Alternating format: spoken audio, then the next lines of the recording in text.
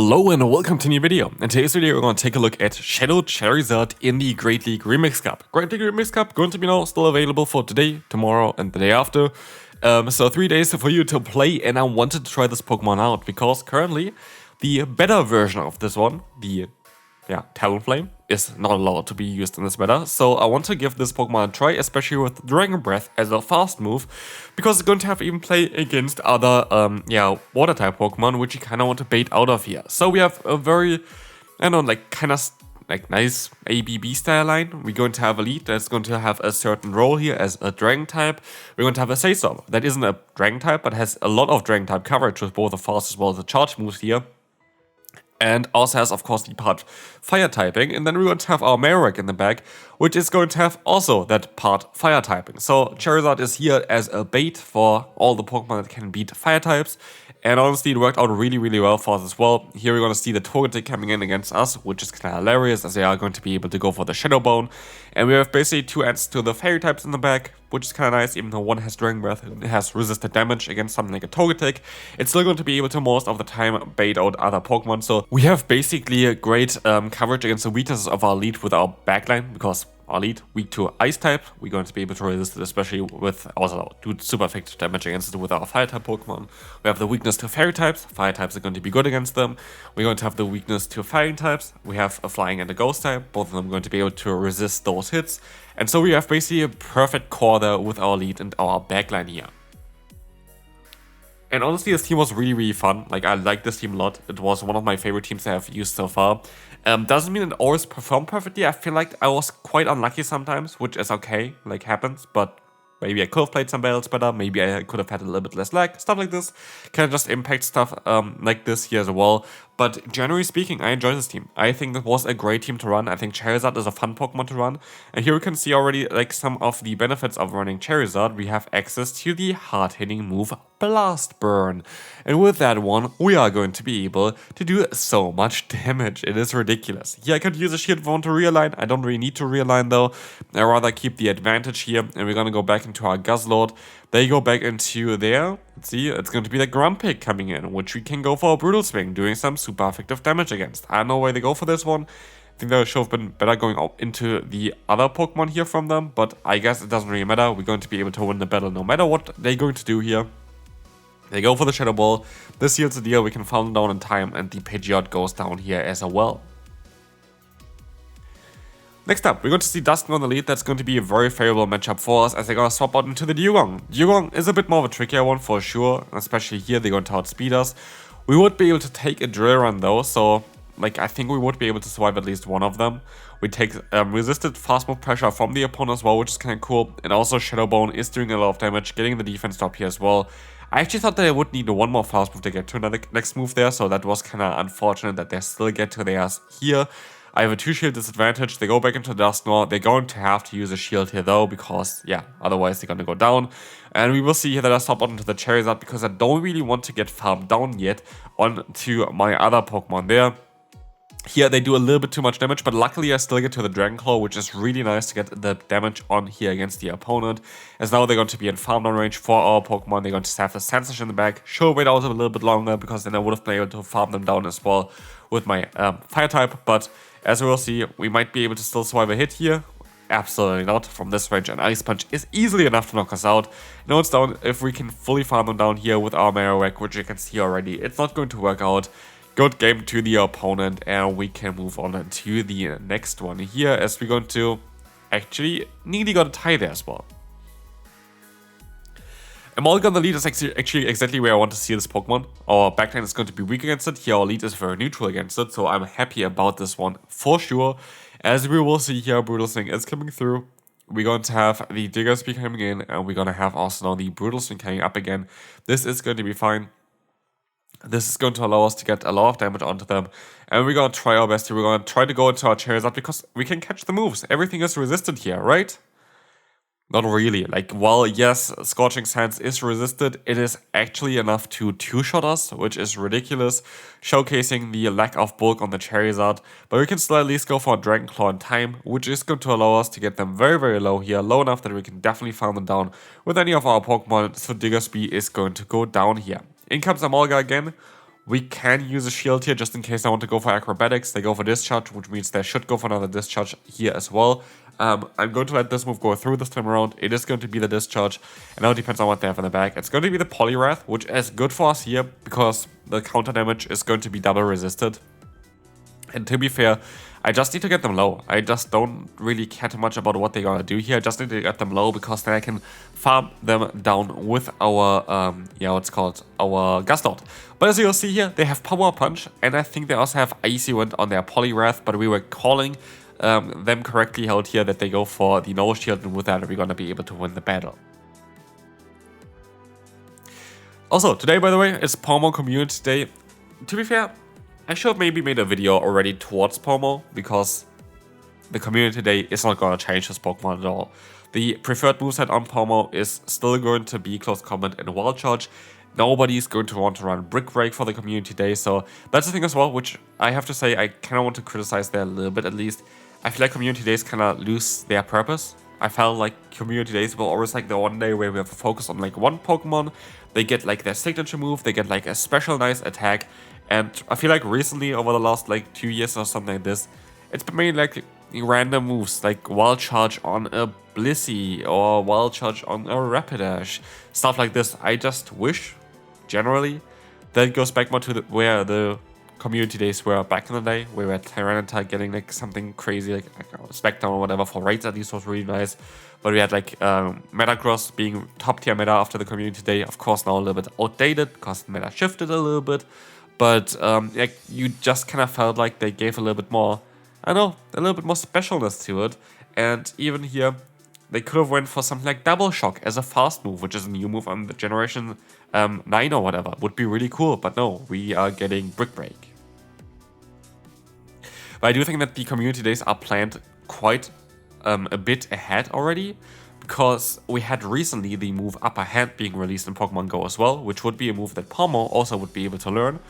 But no, we're gonna get Brick Break, which doesn't make sense. Like, if they already got the Upper Hand for us recently just now, would have made so much more sense for the Community Day to include this. But again, it didn't do it. But yeah, hopefully everybody has a good Community Day. I don't even know if I'm gonna play today, I have to say. I might just try to like get some shinies or whatever by, yeah, just doing some other things or whatever, and then just trying to have the Go++ at the same time.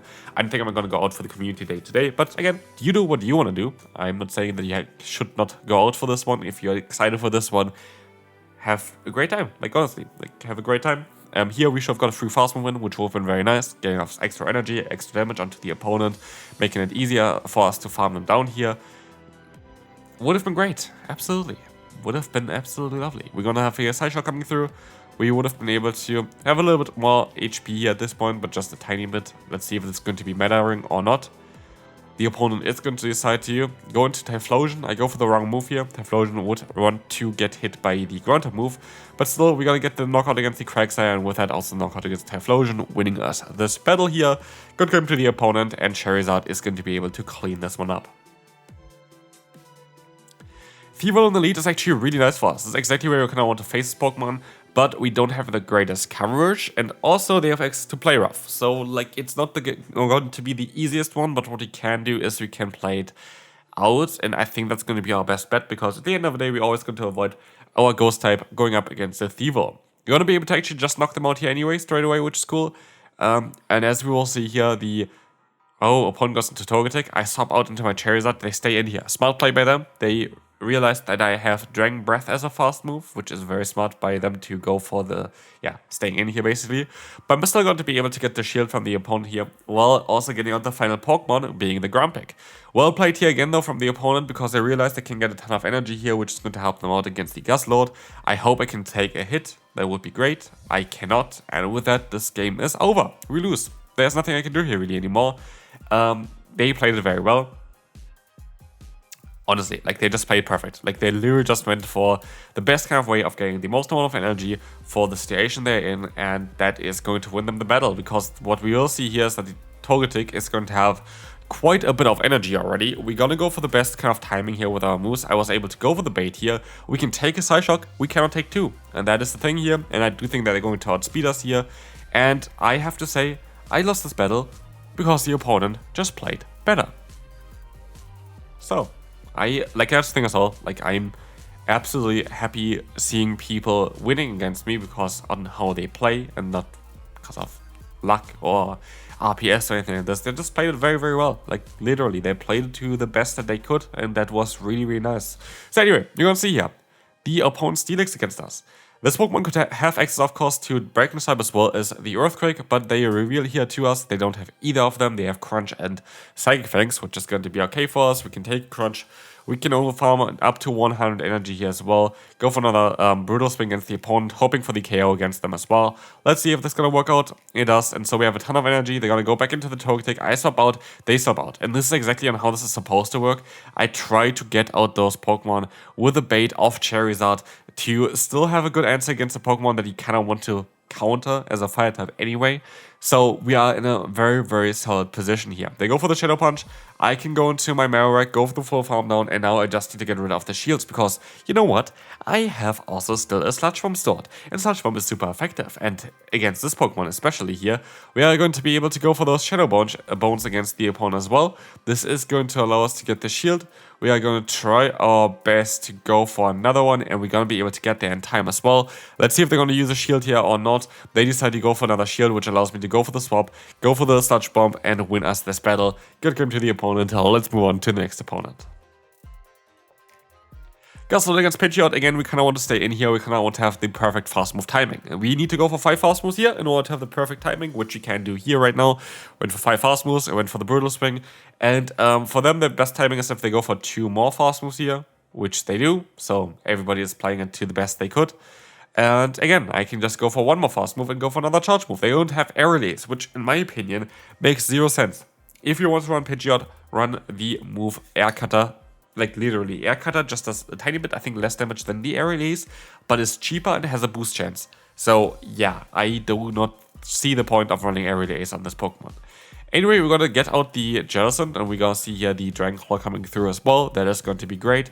This is going to be a nice amount of damage coming through as we can go for the Blast Burn against them as well. This is going to allow us to get the KO, and in the back is only going to be that Digger SP, but can we still deal with it? That is going to be the question, because it's not going to be easy. I'm going to try to catch the move. It does not work out, but we're going to be able to still get to a Brutal Swing here in time, and that could flip the matchup, because now we're going to get the shield from the opponent. I just need to hit 1 Bone Club here, I would assume. I have to let the first move go, though. I have to let the first move go. It is, it's going to be a Scorching Sand. I use a shield here.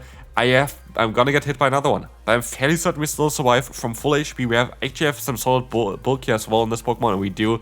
And also, there should be energy dry, as it's 50 energy for each, Scorching Sands. And so we are going to be able to win this battle and move on to the next opponent, where we face a horrible lead, and I have no idea why I stayed in for that long. I should have not stayed in for that long. I guess, never mind. I know now why I stayed in for that long. Because the opponent is, of course, going to have a Core Breaker for us. We have a Ghost and we have a Dark-type Pokemon. And this is literally the Core Breaker for both of them. So, yeah, that is why I had to stay in there. That was the only reason, because I know that I need to keep my Pokemon kind of healthy to do as much fast move pressure as possible against the Pangoro in order to have a chance here of winning this battle. I misplay. I should have went way faster for that Brutal Swing. Now I take the Dynamic Punch. I keep the energy, try to get up to another move here as well, but they're going to be able to get to their Shadow Ball in time as well. I just misplayed this battle, like absolutely. Should have just went for the Brutal Swing way earlier. Now they have the Pangoro coming back in. And I have to go for the fast move, charge move, fast move, charge move basically here, which is going to be very annoying because I think they're going to outspeed us as well. Bone Club is going to actually connect, going to knock them out, and we have just only a few HP left, which didn't need to be the case. I think I would have won the battle if I just played it better, but I didn't, and this is the thing here. I definitely did not play this battle well. Should have just went for the charge move a little bit earlier against the Grumpig. Grumpig outsped me there, which I didn't expect, and with that, we're going to lose. Final battle against a horrible Pokemon for us to face, but we don't have Charizard, and they saw out straight away into their Drifblim. I actually barely went for the Blast Burn as you saw all video, because Dragon Claw plus Dragon Breath is actually great coverage already against a lot of the Pokemon that you're going to have to face. And I'm going to try to let the move go here as well, try to win back the matchup as well with the Guzzlord. I don't care about the other thing, I just want to get the opponent's Drifblim low, and I can let the move go here as well. This is going to be doing some solid damage, of course, super effective Icy Wind, but we're gonna be able to go for the full farm down in time, have a ton of energy for later on. We have a perfect alignment there, and we're going to have here also in the back the opponent's Grafty against our Marowak. Now they have access to the move Foul Play, also upper hand is a drop chance of our defense, that's why they went for that. But they have access to Foul Play, which is doing super effective damage. And as we will see here, we are actually in a very solid spot. I don't think that this is something that we can lose at this point anymore. We are going to be able to go for the full farm on here most likely as well. And with that, we're going to have even energy against the Tinkaton. Tinkaton is not going to be able to knock us out with one hit. And we're going to be able to go for at least 2 Bone Clubs, which are super effective hits that do half of the opponent's HP. And with that, we are going to be able to win this battle, guaranteed. I hope you enjoyed this video. Charizard, honestly, was a fun Pokemon to run. That's going to be it for today, and I'll see you then. Bye-bye.